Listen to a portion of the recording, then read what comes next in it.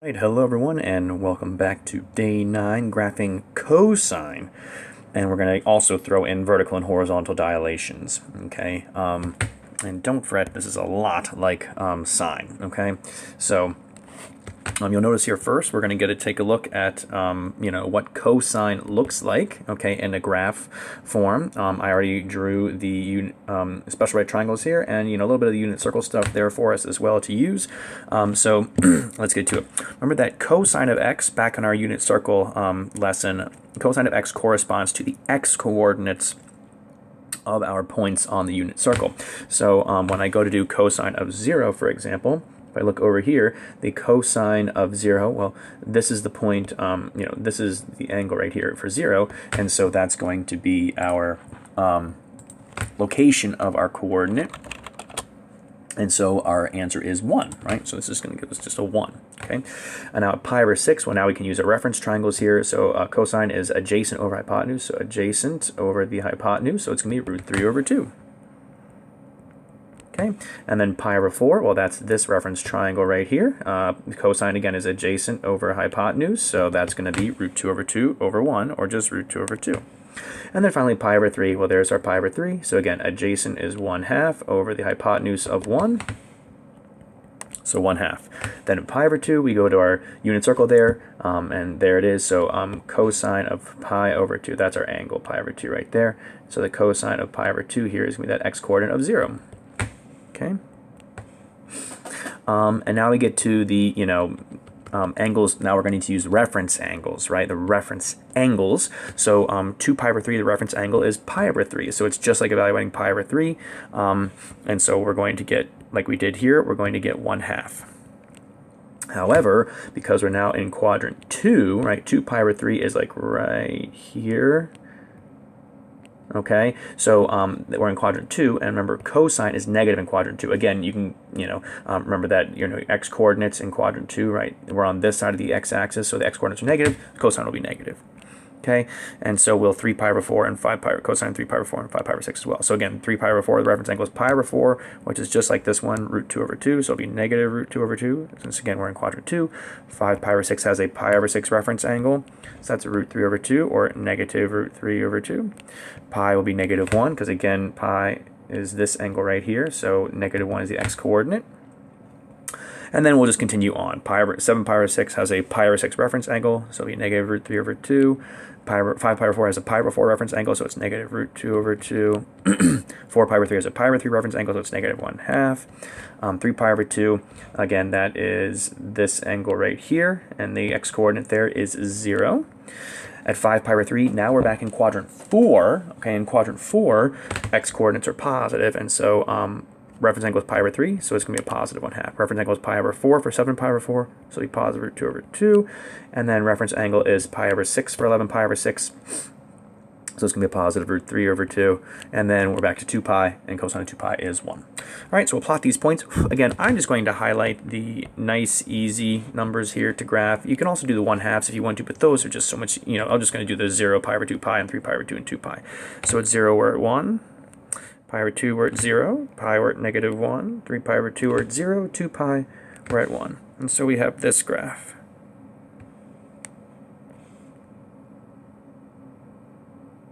Okay, like so. And again, it continues on in either direction there.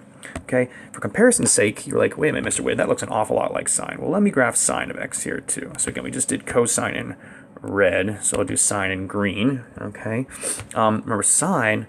At 0, it's 0. At pi over 2, it's 1. At pi, it's 0. At 3 pi over 2, it's negative 1. And at 2 pi, it's back to 0.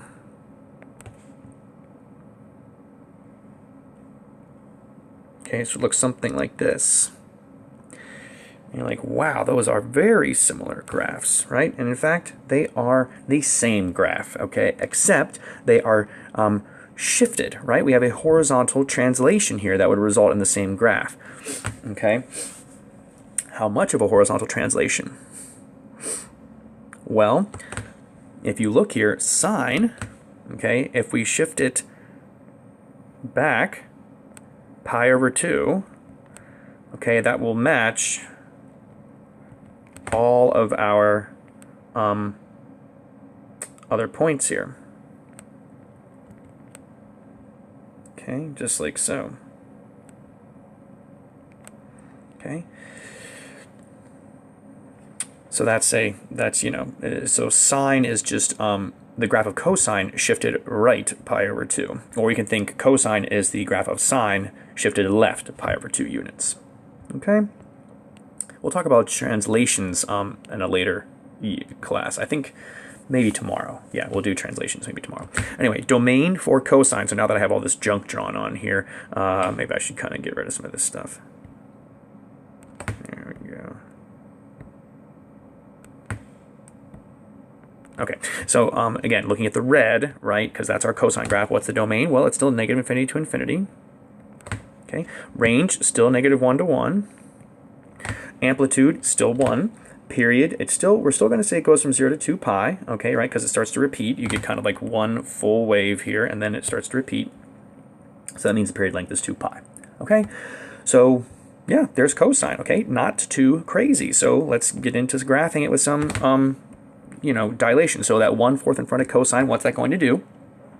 It's going to shrink it vertically by 1/4, right? So we'll just plug these in. Again, you'll notice I'm just going to use my starting point of my period, my stopping point of my period, and then the midpoint and the quarter points. Okay, we'll just plug those in. So cosine of 0 is 1 times 1/4 is 1/4. Cosine pi over 2 is 0 times 1/4 is 0. Cosine pi is negative 1 times 1/4 is negative 1/4. Cosine 3 pi over 2 is 0 times 1/4 is 0. Cosine 2 pi is 1 times 1/4 is 1/4. So we just plot our points, right? So let's see here, 0, 1/4. So I already drew that right here for us. Pi over 2 is 0. Pi negative 1/4. 3 pi over 2 back to 0. And then 2 pi back to 1/4. And so we just connect our dots here.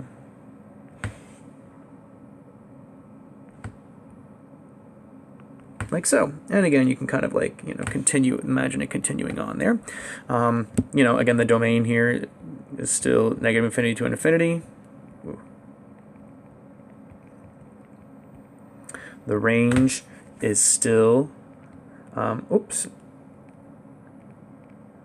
not still, sorry, this one changed, right? It shrunk because of our dilation there. Oops, I'm really messing up. There we go. Amplitude is 1/4. Remember, amplitude is always positive, so 1/4 there, and the period, if you really, want to know that stuff, it's 2 pi. Or 0 less than or equal to x less than 2 pi, like that. Okay, so voila. Now for the next one, right, we have the 3 inside the cosine function next to the x multiplied with the x. That means we're going to have what kind of dilation? A horizontal dilation. And that 3, okay, you might think it's going to get wider, it's going to stretch it. It actually does not, it shrinks it, right? So again, take that 3x just like we did with sine and put it right between the 0 and 2 pi, our normal period. Okay, so we'll divide everything by 3. We'll get 0 less than or equal to x less than 2 pi over 3. That is our new period. That's how often it's going to repeat, every 2 pi over 3. So we'll have it 0, and we'll put 2 pi over 3 there as our starting and stopping points of our full wave. And we have to find the midpoints. So halfway between 0 and 2 pi over 3, we'll again just multiply this by a half, right? Or add these two together and then multiply by a half. So it's going to be 2 pi over 6 or pi over 3. Okay, and then add these two together to get the midpoint of the midpoints, like the quarter points there. So it'll be pi over 6 when you add and divide by 2. And then add these two together. Okay, so pi over 3 plus 2 pi over 3 is 3 pi over 3, which is just pi. Pi divided by 2 is pi over 2. Okay. And now we just plug in then. So plug in 0. 3 times 0 is 0. Cosine of 0 is 1. Pi over 6 times 3 is 3 pi over 6 or pi over 2. Cosine pi over 2 is 0. Plug in pi over 3. 3 times pi over 3 is pi. Cosine pi is negative 1. 3 times pi over 2 is 3 pi over 2. Cosine 3 pi over 2 is 0. And then 3 times 2 pi over 3 is going to be 2 pi. Cosine of 2 pi is 1 again. And so we can just plot these points. All right, I'm going to try and get these to be lined up here. Let's see. So there's pi over 2. I'm going to try and like roughly line things up here. Okay, so that is 3/4 of the way. So yeah, we'll say, and then yeah, like that. Okay, so 2 pi over 3,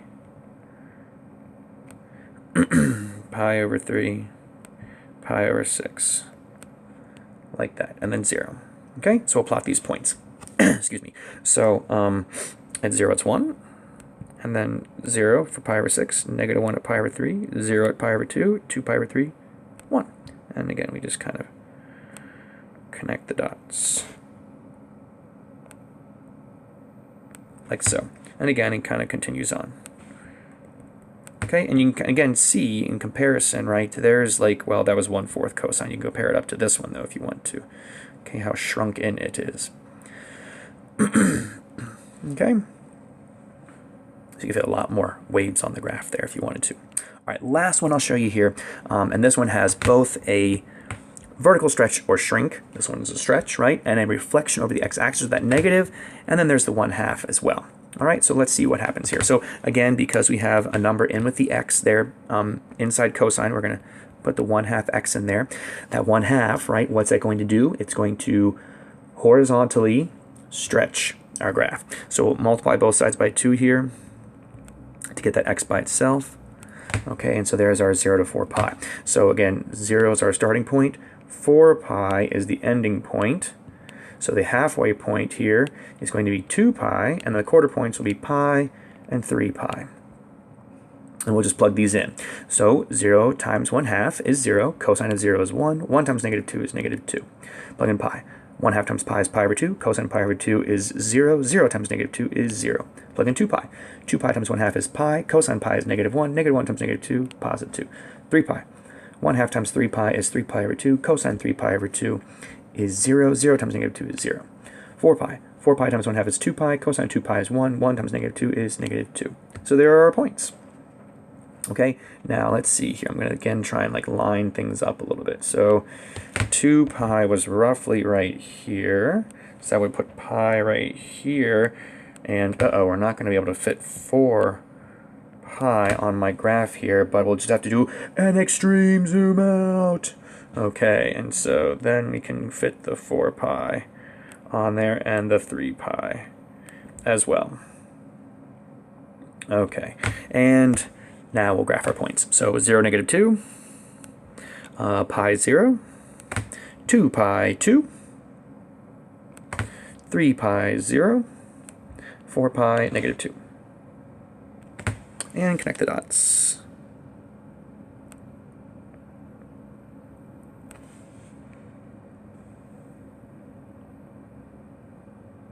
Okay, and again, you can kind of like, see the graph continue on from there. Again, there it is. You can kind of like, if we look at all of these here, you can kind of compare them with their different transformations and stuff like that. Again, there was the original cosine right up there. There's our 1/4 cosine x right there. There's our cosine of 3x right there. See how it's shrunk in? You can see how it's squished down from the top and bottom there with the vertical shrink. And then here's the vertical stretch and the horizontal stretch as well. Okay, doubled. So yeah, there you guys go. Let me know if you have any questions. We'll give you guys an assignment here with cosine, and then tomorrow we'll look at translations. I'm not sure we're going to do both vertical and horizontal, but at least one of those two. So thanks, guys. Have a good day. Bye.